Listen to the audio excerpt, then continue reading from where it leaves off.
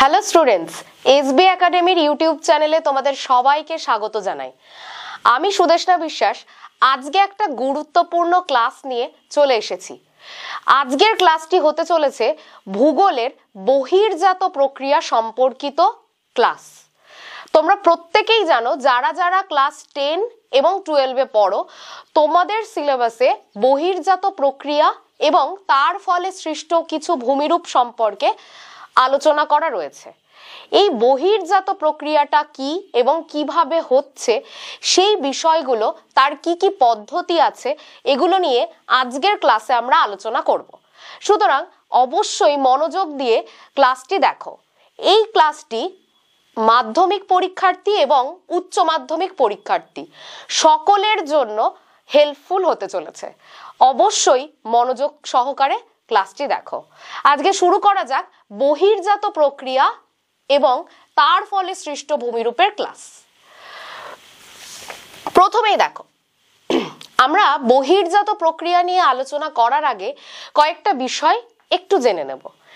দেখো, আমাদের পৃথিবী যবে থেকে সৃষ্টি হয়েছে সেই সময় থেকে বর্তমান সময় পর্যন্ত আমরা যদি দেখি, প্রত্যেকটা জায়গায় ভূমিরূপের পরিবর্তন হতে থাকে। সেটা কখনো ধীর গতিতে হয়, কখনো সামান্য দ্রুত গতিতে হয়। এই যে প্রত্যেকটা জায়গার ভূমিরূপের পরিবর্তন বা বিবর্তন, এক্ষেত্রে বেশ কিছু পদ্ধতি আমাদেরকে সাহায্য করে।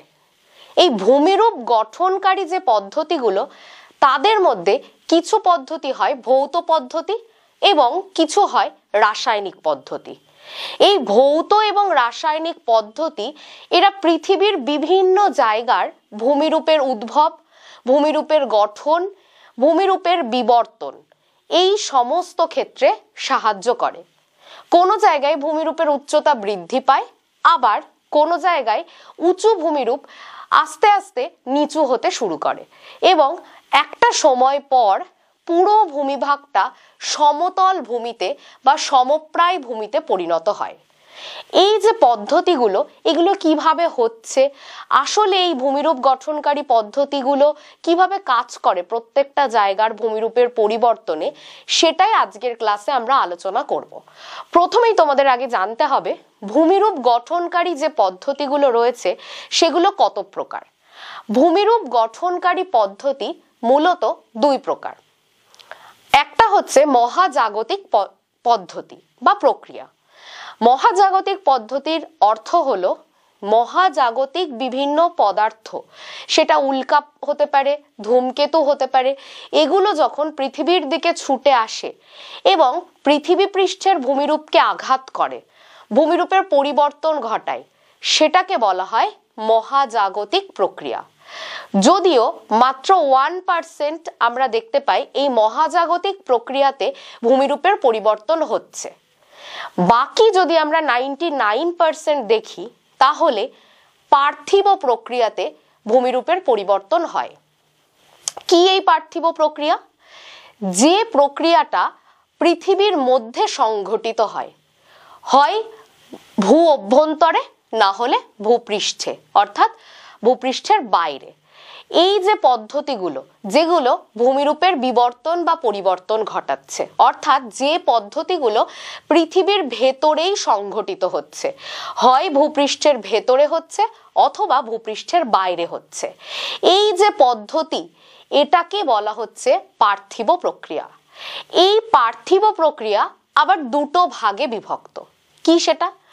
পার্থিব প্রক্রিয়ার একটি ভাগ হচ্ছে অন্তর্জাত প্রক্রিয়া, অর্থাৎ যখন কোনো জায়গার ভূমিরূপের পরিবর্তনে ভূ অভ্যন্তরস্থ কোনো শক্তি, অর্থাৎ ভূপৃষ্ঠের নিচের কোনো শক্তি প্রধান ভূমিকা পালন করে, তাকে বলা হয় অন্তর্জাত প্রক্রিয়া। আর বহির্জাত প্রক্রিয়া, অর্থাৎ যেটা আজকের আমাদের আলোচ্য বিষয়, সেইটা অর্থাৎ বহির্জাত প্রক্রিয়া বা এক্সোজেনেটিক প্রসেস, এটা কিন্তু ভূপৃষ্ঠের বাইরে কাজ করে বা ক্রিয়াশীল হয়। তাহলে দেখে নেব বহির্জাত প্রক্রিয়া সম্পর্কে আমাদের কোন কোন জায়গাগুলো জানতে হবে।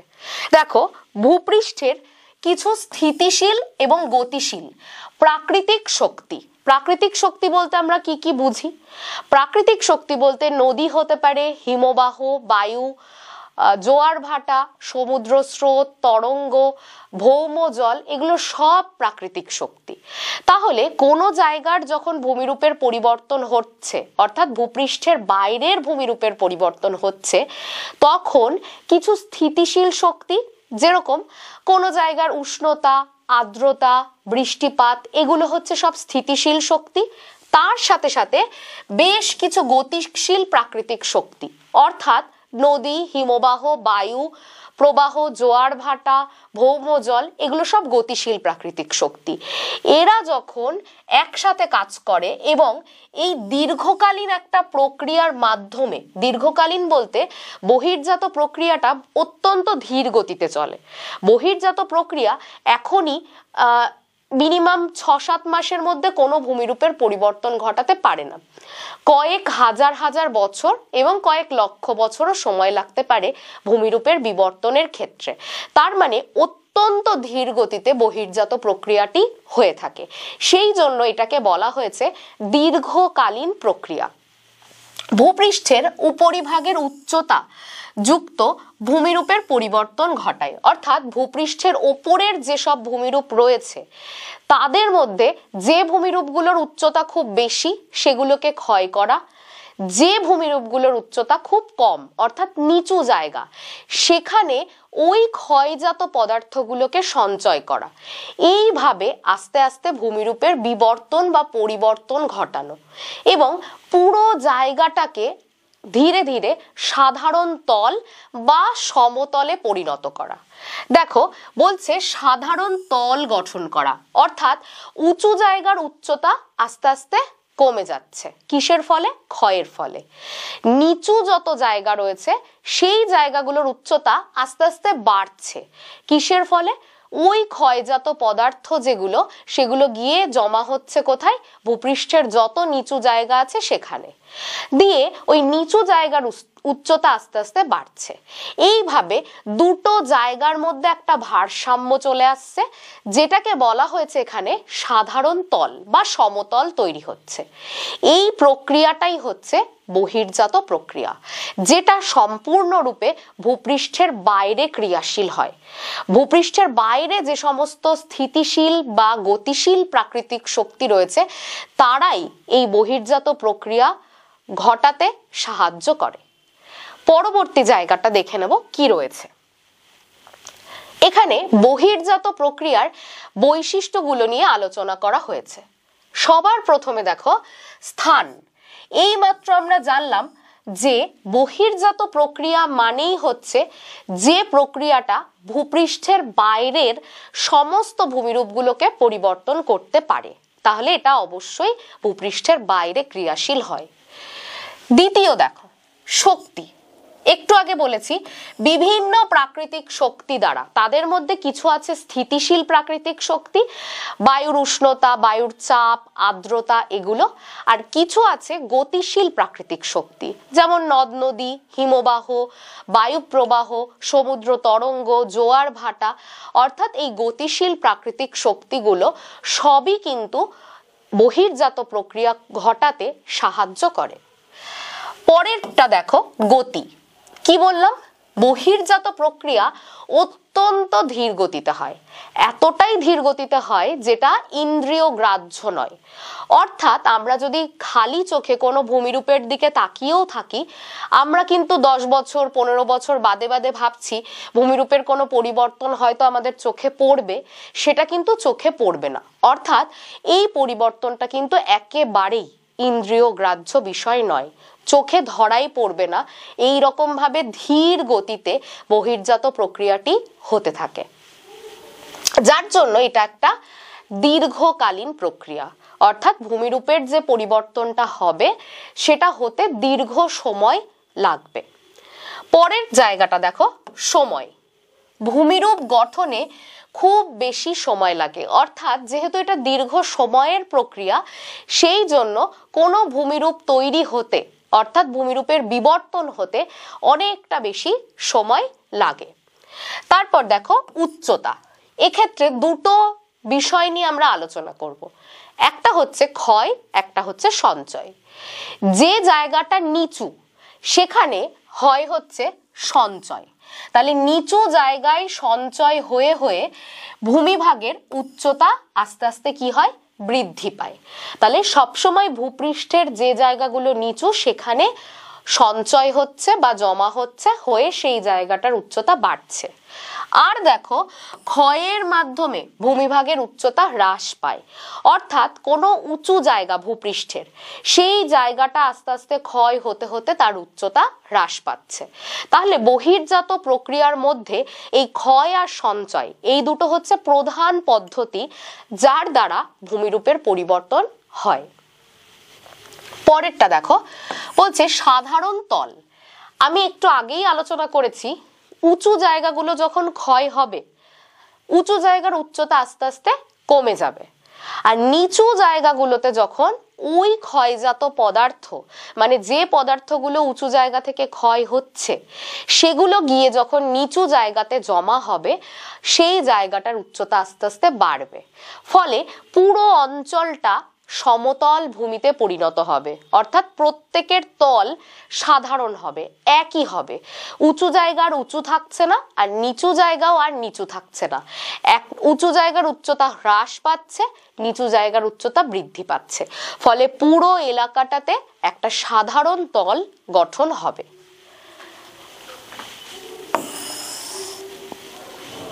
পরের জায়গাটা দেখো, বলছে বহির্জাত প্রক্রিয়ার মাধ্যমগুলো কি কি, অর্থাৎ বহির্জাত প্রক্রিয়া ঘটাতে কারা সাহায্য করে। সবার প্রথমে স্থিতিশীল কিছু প্রাকৃতিক শক্তি, অর্থাৎ যারা এক একটা অঞ্চলে স্থিতিশীল থেকে ওই জায়গাটার ভূমিরূপের পরিবর্তন ঘটায়। যেমন বায়ুর উষ্ণতা আছে, আর্দ্রতা আছে, বায়ুর চাপ আছে, বৃষ্টিপাত আছে, শিশির আছে, তুষারপাত আছে। এরা প্রত্যেকেই যে যার নিজস্ব অঞ্চলে ভূমিরূপ গঠনে বা ভূমিরূপের বিবর্তনে সাহায্য করে। পরের অংশটা দেখো, গতিশীল প্রাকৃতিক শক্তি কি কি রয়েছে। নদী আছে, হিমবাহ, বায়ুপ্রবাহ, সমুদ্র তরঙ্গ, সমুদ্র স্রোত, সুনামি, ভৌমজল, জোয়ার ভাটা।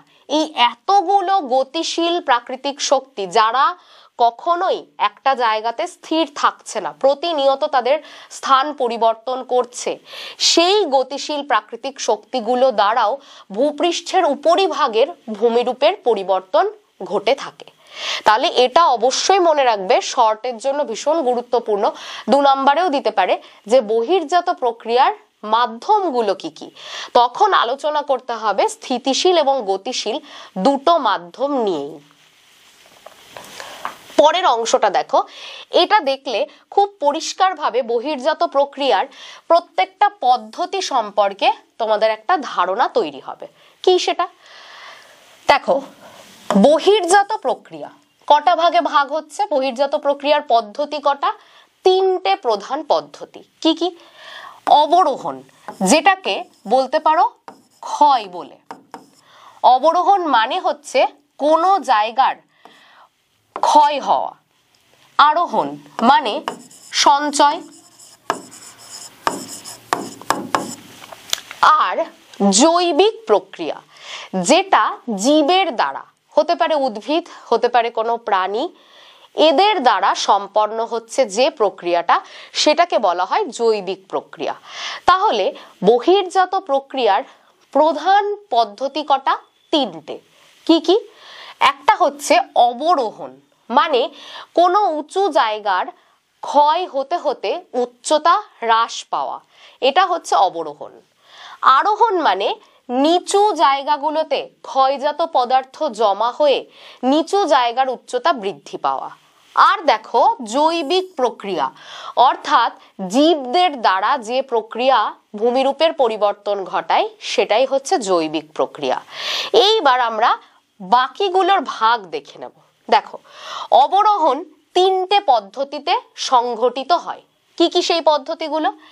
একটা রয়েছে আবহ বিকার, একটা আছে পুঞ্জিত ক্ষয়, একটা আছে ক্ষয় সাধন বা ক্ষয়ীভবন। তাহলে অবরোহণ অর্থাৎ ভূপৃষ্ঠের কোনো উঁচু জায়গার ক্ষয়, এটা কটা পদ্ধতিতে হয়? এই 3টে পদ্ধতিতে হয়। আবহ বিকার, পুঞ্জিত ক্ষয় আর ক্ষয়ীভবন বা ক্ষয় সাধন। আরোহণে একটাই পদ্ধতি, সেটা হচ্ছে সঞ্চয় করা অর্থাৎ সঞ্চয় সাধন। জৈবিক প্রক্রিয়াতে দুটোই হতে পারে, ক্ষয়ও হতে পারে কোনো জায়গার, আবার কোনো জায়গার সঞ্চয়ও হতে পারে। এবার আমরা এই পদ্ধতিগুলো নিয়ে আলোচনা করব। দেখো, সবার প্রথমে রয়েছে আরোহণ পদ্ধতি। আরোহণ পদ্ধতি এটা রয়েছে অবরোহণ পদ্ধতি। অবরোহণ পদ্ধতি কি? যে বহির্জাত প্রক্রিয়াতে প্রাকৃতিক শক্তি দ্বারা ক্ষয়ের মাধ্যমে ভূপৃষ্ঠের উঁচু অংশের উচ্চতা ক্রমশ কমে গিয়ে ভূমিভাগ নিচু হতে থাকে। অর্থাৎ কি বলা হচ্ছে, যে অবরোহণ পদ্ধতি মানে হচ্ছে এমন একটা পদ্ধতি ভূপৃষ্ঠের যত উঁচু জায়গা রয়েছে সমস্ত জায়গার উচ্চতাগুলো ক্ষয়ের মাধ্যমে আস্তে আস্তে কমে যাচ্ছে বা হ্রাস হচ্ছে, এবং এর ফলে একটা ক্ষয়ের শেষ সীমায় পৌঁছাচ্ছে। অর্থাৎ ক্ষয়ের শেষ সীমা কাকে বলা হয়? যে সীমা পর্যন্ত কোনো ভূমিভাগকে ক্ষয় করা যায়, তারপরে আর সেই ভূমিভাগের কোনো ক্ষয় করা সম্ভব নয়, সেটাকে বলা হয় ক্ষয়ের শেষ সীমা। তাহলে ক্ষয়ের শেষ সীমাতে যখন ভূমিরূপটা পৌঁছে যায়, সেই পদ্ধতিটা হচ্ছে অবরোহণের পদ্ধতি। তার মানে কোনো উঁচু জায়গা, সেটা পর্বত হতে পারে, মালভূমি হতে পারে, ওই জায়গাটা ধীরে ধীরে বিভিন্ন প্রাকৃতিক শক্তি দ্বারা ক্ষয় হতে হতে আস্তে আস্তে কি হচ্ছে, তার উচ্চতাটা কমে যাচ্ছে এবং ক্ষয়ের শেষ সীমাতে পৌঁছে যাচ্ছে। মানে যতটা পর্যন্ত ভূমিভাগটাকে ক্ষয় করা যাচ্ছে তত দূর পর্যন্ত এই পদ্ধতিতে ক্ষয় করা হয় ভূমিভাগে। এটাকেই বলা হয় অবরোহণ পদ্ধতি। এক কথাতে অবরোহণ মানে হচ্ছে ক্ষয়ের পদ্ধতি। এইবার অবরোহণের কিছু বৈশিষ্ট্য আমরা এখান থেকে দেখে নেব। কি বলছে? অবরোহণ এই প্রক্রিয়াতে ক্ষয় হয়ে ভূমিভাগের উচ্চতা কমে যায়। তাহলে অবরোহণ প্রক্রিয়াতে ভূমিভাগের উচ্চতা কি হয়? হ্রাস পায়। এরপর দেখো বলছে পদ্ধতি। কি কি পদ্ধতি আছে অবরোহণের? প্রথম পদ্ধতি আবহবিকার, যেটা মৃত্তিকা সৃষ্টির প্রধান শর্ত। আবহবিকার ছাড়া মাটি সৃষ্টিই হবে না। তারপর দেখো পুঞ্জিত ক্ষয়, তারপর ক্ষয়ীভবন। এই তিনটে পদ্ধতিতে অবরোহণ সম্পন্ন হয়। অর্থাৎ কোনো জায়গার ক্ষয় হতে গেলে এই আবহবিকার, পুঞ্জিত ক্ষয় আর ক্ষয়ীভবন, এই তিনটে পদ্ধতির প্রয়োজন হয়। কাজ দেখো, অবরোহণের ফলে শিলাস্তর ক্ষয় হয়ে ভেতরের যেটা শিলা, অর্থাৎ ভেতরে থাকে মূল শিলা, সেটা বাইরে বেরিয়ে আসে অবরোহণ পদ্ধতিতে। অবশ্যই কোনো জায়গাতে সঞ্চয় হওয়ার আগে অবরোহণ পদ্ধতি হয়, অর্থাৎ ক্ষয় হয়। তারপর সেই পদার্থগুলো গিয়ে নিচু জায়গাতে জমা হতে শুরু করে। তাহলে ভূমিভাগের ওপরে প্রথমে হয় এই অবরোহণ পদ্ধতি। পরের অংশটাতে সুন্দর করে ছবির মাধ্যমে দেখো বোঝানো হয়েছে। দেখো এগুলো হচ্ছে হিল এরিয়া, ঠিক আছে, মাউন্টেন এরিয়া। দেখো উচ্চতাগুলো কতটা করে রয়েছে, এই উঁচু জায়গাগুলো। সবসময় ক্ষয় হয় যখন এই যে উঁচু জায়গাগুলো দেখতে পাচ্ছ, এই অংশটারই ক্ষয় হয় মূলত। এই যে এই অংশটার ক্ষয় হয়, সবসময় উঁচু জায়গাগুলোর ক্ষয় হতে শুরু করে। এইবার যখনই ক্ষয় হয়ে গেল, এর উচ্চতা কমে গিয়ে আস্তে আস্তে কিরকম হয়ে গেল? সমান, অনেকটা দেখো সমান হয়ে গেল উচ্চতাগুলো কমে গিয়ে। নিচের ছবিটা খেয়াল করো, দেখো আগের যে উচ্চতা ছিল, অর্থাৎ এটা এতটা ছিল, এর উচ্চতাটা আস্তে আস্তে কি হয়ে গেছে? কমে গেছে। অর্থাৎ উঁচু ভূমিভাগগুলোর উচ্চতা সব কমে গেছে। এখান থেকে যে পদার্থগুলো উৎপন্ন হলো, ক্ষয়জাত পদার্থ, সেগুলো এসে জমা হচ্ছে কোথায়? এই যে নিচু জায়গাটা, এই অংশটা হচ্ছে নিচু, এখানে এসে সমস্ত ক্ষয়জাত পদার্থগুলো জমা হচ্ছে, হয়ে এই জায়গাটার উচ্চতাও আস্তে আস্তে কি হবে? বাড়তে শুরু করবে। দেখো আস্তে আস্তে এই পাশের অংশটা আর এই অংশটা, দুটোর উচ্চতা প্রায় সমতলে চলে এসেছে। এই জায়গাটা খেয়াল করো, দেখো সব ক্ষয়জাত পদার্থগুলো এসে জমা হচ্ছে এই নিচু স্থানে, হয়ে নিচু স্থানের উচ্চতাগুলো বাড়ছে আস্তে আস্তে। আর আস্তে আস্তে দেখো দুটোর মধ্যে একটা সাধারণ তল তৈরি হচ্ছে। দেখো এদের যদি তুমি খেয়াল করে দেখো তাহলে দেখো উচ্চতাটা দেখো, এটা কিন্তু প্রায় সমতল গঠন করে ফেলেছে বা সাধারণ তল গঠন করে ফেলেছে। তাহলে এই যে ক্ষয়টা হচ্ছে, এই অংশগুলো যে ক্ষয় হচ্ছে, এটা হচ্ছে অবরোহণ। আর এই জায়গাগুলোতে এসে যে যখন পদার্থগুলো সঞ্চয় হচ্ছে সেইটা হচ্ছে আরোহণ। তাহলে এই নিচু জায়গাতে এসে সব ক্ষয়জাত পদার্থগুলো জমা হচ্ছে, যেটাকে আমরা কি বলে থাকি? আরোহণ বলে থাকি। পরের অংশটা দেখো, এখানে রয়েছে অবরোহণের বিভিন্ন পদ্ধতিগুলো। আমরা পড়েছি অবরোহণ মানে তিনটে পদ্ধতিতে হয়, একটা আবহ বিকার, একটা ক্ষয়ীভবন আর একটা পুঞ্জিত ক্ষয়। আবহ বিকার মানে কি? আবহ বিকার মানে যে প্রক্রিয়াটা আবহাওয়ার বিভিন্ন উপাদান, অর্থাৎ বায়ুর উষ্ণতা হতে পারে, আর্দ্রতা হতে পারে, বায়ুর চাপ হতে পারে, এদের দ্বারা নিয়ন্ত্রিত হয়, সেটাকে বলা হয় আবহ বিকার। তাহলে আবহ বিকার পদ্ধতির অর্থ হচ্ছে আবহাওয়ার বিভিন্ন উপাদানের দ্বারা ভূপৃষ্ঠের শিলাস্তরের পরিবর্তন। কিরকম পরিবর্তন? যান্ত্রিক উপায়ে অথবা রাসায়নিক উপায়ে। যান্ত্রিক উপায়ে যদি শিলার পরিবর্তন হয় তাহলে সেই শিলাটা ভেঙে চূর্ণ বিচূর্ণ হয়ে যাবে। আর রাসায়নিক উপায়ে যদি শিলার পরিবর্তন হয় তাহলে শিলাটা বাইরে থেকে দেখে বোঝা যাবে না, কিন্তু আস্তে আস্তে ভেতরে ভেতরে শিলাটা বিয়োজিত হবে, অর্থাৎ রাসায়নিক বিক্রিয়া করে ভঙ্গুর প্রকৃতির হয়ে যাবে। এইটাই হচ্ছে আবহ বিকার। তার মানে বড় কোনো শিলা, সেই শিলাগুলো ভাঙবে তখনই যখন সেই শিলাটাতে আবহ বিকার হবে। দিনের বেলা সূর্যের তাপে শিলাগুলো আয়তনে বাড়ে, আবার রাতের বেলা যখন তাপ বিকিরণ হয়ে যায় শিলাগুলো আয়তনে ছোট হয়। এটা হতে থাকার ফলে একটা সময় পরে গিয়ে শিলাগুলোতে ফাটল তৈরি হয় এবং শিলাগুলো ভাঙতে শুরু করে। এছাড়াও যেখানে বৃষ্টিপাত বেশি হয় সেই জায়গাগুলোতে বৃষ্টিপাতের সাথে কার্বন ডাই অক্সাইড বিক্রিয়া করে তৈরি করে ফেলে কার্বনিক অ্যাসিড, বা বৃষ্টির জলটাই শিলার যে মূল ধর্ম সেটাকে পরিবর্তন করতে সাহায্য করে। সেই জন্য শিলাস্তরের যে কোনো পরিবর্তন হওয়া এবং শিলা এক জায়গা থেকে ভেঙে আরেক জায়গায় যাওয়া, সমস্ত কিছু হওয়ার প্রথমেই আবহ বিকার হতে হবে প্রত্যেকটা শিলার। আবহ বিকার হলে শিলা কি হয়ে যাবে? যান্ত্রিক উপায়ে ভেঙে চূর্ণ বিচূর্ণ হয়ে যাবে আর রাসায়নিক উপায়ে বিয়োজিত হয়ে যাবে।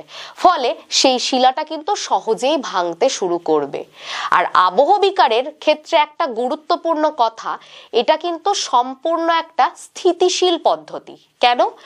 আবহ বিকারের ফলে যেখানে শিলাটা ভাঙলো ওই জায়গাতেই শিলাটা পড়ে থাকে, অর্থাৎ এটা একটা স্থৈতিক প্রক্রিয়া। শিলার কিন্তু জায়গার কোনো পরিবর্তন হয় না। যেখানে একটা বড় শিলা ভেঙে চূর্ণ বিচূর্ণ হলো, আবহ বিকার পদ্ধতির দ্বারা শুধু শিলাটা ভেঙে যাবে, ভেঙে ওই স্থানেই পড়ে থাকবে। এটাই হচ্ছে আবহ বিকার পদ্ধতি। শিলার খণ্ড বিখণ্ড শিলার কোনো রকম জায়গার পরিবর্তন ঘটায় না আবহ বিকার। এখানে দেখো ছবি রয়েছে দুটো, দেখতে পাচ্ছ যে শিলার এই জায়গাগুলোতে কি তৈরি হয়েছে? একটা একটা করে ফাটল তৈরি হয়েছে। আর এর পরের অবস্থাতে দেখো শিলাটা কি হতে শুরু করেছে? ভাঙতে শুরু করেছে। এই ফাটলগুলো বরাবর শিলাগুলো আস্তে আস্তে কি হচ্ছে? ভেঙে চুরে যাচ্ছে। এই জায়গাগুলো খেয়াল করো, দেখো শিলা ভাঙছে, কিন্তু জায়গার পরিবর্তন হবে না। শিলা যদিও ভাঙে সেগুলো কিন্তু এই সমস্ত স্থানেই পড়ে থাকবে, কোথাও যাবে না আবহ বিকার পদ্ধতিতে। সেই জন্য এটা একটা স্থিতিশীল পদ্ধতি আবহ বিকার। পরের অংশটা দেখো, পুঞ্জিত ক্ষয়। কি এটা? পুঞ্জিত ক্ষয় হচ্ছে সবসময় সমতল অঞ্চলে হয় না, পার্বত্য অঞ্চল বা একটু উচ্চভূমি যে সমস্ত জায়গা রয়েছে সেখানে আমরা পুঞ্জিত ক্ষয় দেখতে পাই। এটা হচ্ছে মাধ্যাকর্ষণ শক্তি দ্বারা পরিচালিত একটা পদ্ধতি। অর্থাৎ যে সমস্ত জায়গাতে উচ্চভূমি রয়েছে বা পার্বত্য ভূমি রয়েছে সেই জায়গাগুলোতে আবহ বিকার হয়ে গেল, পর্বতের একদম ওপরে শিলাস্তরগুলো ভেঙে চূর্ণ বিচূর্ণ হয়ে গেল। ওই আবহবিকার জাত যে শিলাগুলো পড়ে আছে ওগুলো আস্তে আস্তে মাধ্যাকর্ষণ শক্তির টানে পাহাড়ের ঢাল বেয়ে নিচের দিকে নেমে আসবে। এই যে পদ্ধতি, এটাকেই পুঞ্জিত ক্ষয় বলা হয়। তাহলে শিলার আগে কি দরকার? আবহবিকার হওয়া দরকার। যেই শিলার আবহবিকার হয়ে গেল, শিলা কি হলো? ভেঙে চূর্ণ বিচূর্ণ হয়ে পড়ে থাকলো। যখনই মাধ্যাকর্ষণ শক্তির টানে ওই চূর্ণ বিচূর্ণ শিলা অর্থাৎ আবহবিকার জাত শিলা পাহাড়ের ঢাল বেয়ে গড়িয়ে নেমে আসবে নিচের দিকে, সেটাকে বলা হয় পুঞ্জিত ক্ষয়। দেখো পুঞ্জিত ক্ষয়ের একটা ছবি রয়েছে। দেখো পাহাড়ের এই যে অংশটা আস্তে আস্তে মাধ্যাকর্ষণ শক্তির টানে পাহাড়ের ঢাল বেয়ে কি করছে? নিচের দিকে নেমে আসছে। এখানে ছোট ছোট শিলাখণ্ডও থাকতে পারে। এইটা হচ্ছে পুঞ্জিত ক্ষয়, অর্থাৎ প্রধান শক্তি হচ্ছে মাধ্যাকর্ষণ শক্তি, যার টানে শিলার কি হয়? স্থান পরিবর্তনটা হয়। আর এটা পুরোপুরি, এই পুঞ্জিত ক্ষয়টা পুরোপুরি উচ্চভূমি বা পার্বত্য অঞ্চলেই ক্রিয়াশীল হয় বা দেখা যায়। পরের পদ্ধতিটা দেখো, ক্ষয়ীভবন। অবরোহণের তিনটে পদ্ধতি আলোচনা করলাম, আবহবিকার নিয়ে, পুঞ্জিত ক্ষয় নিয়ে, এবার ক্ষয়ীভবন কি? ওই যে বড় বড় শিলা ভেঙে চূর্ণ বিচূর্ণ অবস্থায় পড়ে আছে, কিসের ফলে? আবহবিকারের ফলে। ওই শিলাগুলো এবার বিভিন্ন প্রাকৃতিক শক্তি দ্বারা এক জায়গা থেকে অন্য জায়গায় যাবে। কিভাবে যাবে? নদী, পার্বত্য অঞ্চলে শিলা খণ্ড বিখণ্ড অবস্থায় পড়ে আছে, নদী যখন ওখান দিয়ে প্রবাহিত হবে, নদী তার জলের প্রবাহের সাথে ওই শিলা খণ্ডগুলোকে বয়ে নিয়ে চলে যাবে। আবার খেয়াল করা যায় যদি হিমবাহ, অর্থাৎ বরফের যেটা নদী বলা হয়, হিমবাহ কি করছে? খুব ধীর গতিতে পর্বতের উপরিভাগ থেকে শিলাখণ্ডগুলোকে বয়ে আস্তে আস্তে নিয়ে আসছে, অন্যত্র স্থানান্তরিত করছে। এইভাবে কখনো নদী, কখনো হিমবাহ, কখনো বায়ুপ্রবাহ, সমুদ্র তরঙ্গ অথবা জোয়ার ভাটা, এরা কি করছে? একটা জায়গা থেকে শিলাখণ্ড অর্থাৎ আবহবিকারজাত শিলাগুলোকে অন্য জায়গাতে বয়ে নিয়ে চলে যাচ্ছে বা স্থানান্তরিত করছে। এই পদ্ধতিটাই হচ্ছে ক্ষয়ীভবন। এক্ষেত্রে কোনো বাধ্যবাধকতা নেই যেটা শুধু পার্বত্য অঞ্চলেই হবে, যেটা পুঞ্জিত ক্ষয়ের ক্ষেত্রে ছিল। পার্বত্য অঞ্চল বা উচ্চভূমিতেই পুঞ্জিত ক্ষয়টা হয়ে থাকে। এটা কিন্তু সমভূমিতেও হতে পারে, মালভূমিতেও হতে পারে, পার্বত্য অঞ্চলেও হতে পারে। তাহলে ক্ষয়ীভবন বলছে যে প্রক্রিয়াতে আবহবিকার জাত বা জাতীয় বলেছে এখানে, জাত পদার্থ বিভিন্ন প্রাকৃতিক শক্তি, সেটা নদী, হিমবাহ, বায়ুপ্রবাহ, জোয়ার ভাটা, সমুদ্র তরঙ্গ, ভৌমজল, এদের দ্বারা ক্ষয়প্রাপ্ত হয়ে দেখো অন্য স্থানে পরিবাহিত হয়। আর ভূপৃষ্ঠের উচ্চতা আস্তে আস্তে কি হয়? হ্রাস পায়, কারণ এগুলো সবকটাই ক্ষয়ের পদ্ধতি নিয়ে আমরা আলোচনা করছি, অর্থাৎ অবরোহণের পদ্ধতি নিয়ে আমরা আলোচনা করছি। এবং ভূমিরূপ একটা সাধারণ তল তৈরি করে, এটাকেই বলা হয় ক্ষয়ীভবন, অর্থাৎ একটা স্থান থেকে আবহবিকারজাত শিলা অন্য জায়গাতে পৌঁছে দেওয়া। পরের পয়েন্টটা দেখো, নগ্নিভবন। সব থেকে ভালো হয় যদি তুমি এই জায়গাটাকে খেয়াল করো। নগ্নিভবন মানে হচ্ছে তিনটে পদ্ধতির সম্মিলিত ফল। কি কি সেই পদ্ধতিগুলো? প্রথমে দেখো আবহবিকার, দ্বিতীয় দেখো পুঞ্জিত ক্ষয়, তৃতীয় দেখো ক্ষয়ীভবন। অর্থাৎ তিনটে পদ্ধতি কোনো জায়গাতে একসাথে যদি কাজ করে, মানে প্রথমে আবহবিকার হবে, তারপর পুঞ্জিত ক্ষয় হবে, তারপর ক্ষয়ীভবন হবে, হওয়ার ফলে কি হতে শুরু করে দেখো, সমস্ত আবহবিকার জাত সমস্ত পদার্থ এগুলোতে কি করে? ভূপৃষ্ঠের উপরিভাগের শিলাস্তরটা পুরো অপসারিত হয়। কি কি পদ্ধতিতে? আবহবিকার, পুঞ্জিত ক্ষয় আর ক্ষয়ীভবন। এই তিনটে পদ্ধতিতে শিলা এমন ভাবে ক্ষয় হয়, ভূপৃষ্ঠের একদম ওপরে শিলার যে ওপরের অংশটা ক্ষয় হয়ে বেরিয়ে যায়। এরপর নিচের যে মূল শিলা সেটা বাইরে বেরিয়ে আসে বা ভূপৃষ্ঠের উন্মুক্ত হয়। এটাকে বলা হয় নগ্নিভবন। এক কথাতে বলতে গেলে শিলার নগ্ন হওয়াটাই হচ্ছে নগ্নিভবন। মানে ওপরের শিলাগুলো আবহবিকার পুঞ্জিত ক্ষয় ক্ষয়ীভবনের মাধ্যমে পুরো ক্ষয় হয়ে অপসারিত হয়ে গেল, ভেতরে যে শিলার অংশটা মূল শিলা যেটা সেটা আস্তে আস্তে ভূপৃষ্ঠের বাইরে বেরিয়ে আসলো। এই পদ্ধতিটাকে আমরা বলে থাকি নগ্নিভবন বা ডেনুডেশন। পরের জায়গাটা দেখো, এইবার আমরা এতক্ষণ ধরে শুধু ক্ষয় নিয়ে আলোচনা করলাম, এইবার আমাদের আসছে সঞ্চয়ের পদ্ধতি অর্থাৎ আরোহণ পদ্ধতি। কি বলছে, এতক্ষণ এই যে আবহবিকার পুঞ্জিত ক্ষয় ক্ষয়ীভবন এর মাধ্যমে বিভিন্ন পদার্থ ক্ষয়জাত পদার্থ তৈরি হলো, এরা কোথায় গিয়ে জমা হবে তাহলে? দেখো, যে বহির্জাত প্রক্রিয়ায় অবরোহণের ফলে উৎপন্ন ক্ষয়জাত পদার্থগুলো প্রাকৃতিক শক্তি দ্বারা কোনো নিচু স্থানে অর্থাৎ ভূপৃষ্ঠের যে জায়গাগুলো নিচু সেখানে সঞ্চিত হচ্ছে, হয়ে উচ্চতাটা আস্তে আস্তে কি হচ্ছে, বৃদ্ধি পাচ্ছে এবং সাধারণ তলে পরিবর্তন হচ্ছে, অর্থাৎ জায়গাটার মধ্যে আস্তে আস্তে কি হচ্ছে, বন্ধুরতা কমে গিয়ে ভারসাম্য আসছে। সেই প্রক্রিয়াটাকেই বলা হয় আরোহণ পদ্ধতি। তাহলে দেখো, কি পদার্থ? অবরোহণের ফলে উৎপন্ন পদার্থ বা ক্ষয়জাত পদার্থ কোথায় সঞ্চিত হচ্ছে? ভূপৃষ্ঠের নিচু স্থানে।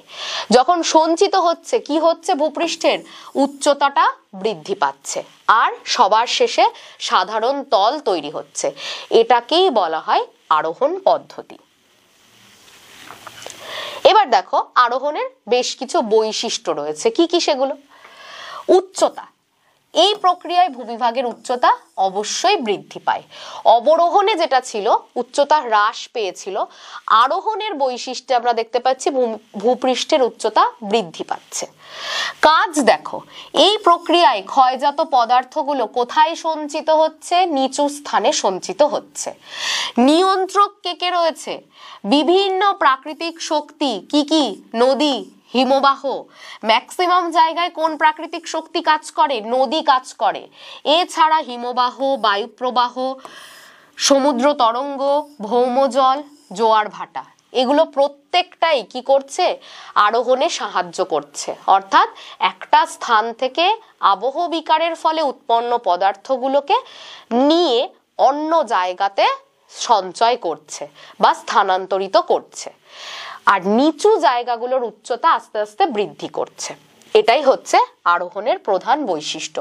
আর সবসময় মনে রাখবে, অবরোহণের পরে হয় আরোহণ, কারণ অবরোহণের ফলে আগে শিলাটা ক্ষয় হয়ে যাবে, তারপরে গিয়ে হবে আরোহণ।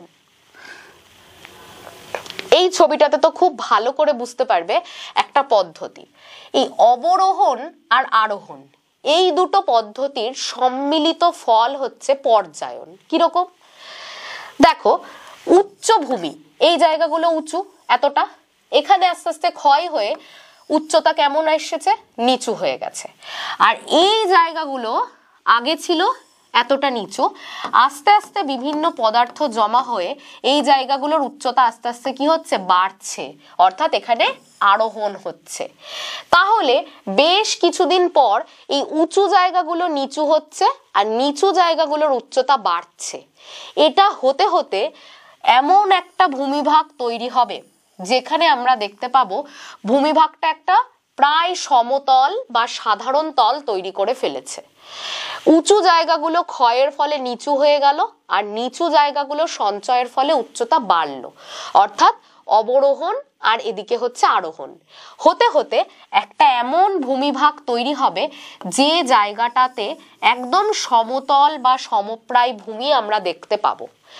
এই যে পদ্ধতিতে এটা হয়, মানে অবরোহণও হয় আরোহণও হয়, হওয়ার পর ভূমিভাগটা আস্তে আস্তে সমতল হয়ে যায়। এটাকে বলা হচ্ছে পর্যায়ন প্রক্রিয়া। পর্যায়ন শব্দটা বা গ্রেড শব্দটা কে প্রথম ব্যবহার করেন? এটা অবশ্যই মনে রাখবে, জি.কে. গিলবার্ট। জি.কে. গিলবার্ট পর্যায়ন শব্দটা প্রথম ব্যবহার করেন। আর এই পর্যায়ন প্রক্রিয়া আগে বহির্জাত প্রক্রিয়া নামে ডাকা হতো, কিন্তু পর্যায়ন প্রক্রিয়া বহির্জাত প্রক্রিয়ার অংশ হলেও আলাদা, যে তার জন্য দুজন ভূবিজ্ঞানী এটার নামকরণ করেন। কারা তারা? একজনের নাম হচ্ছে চেম্বারলিন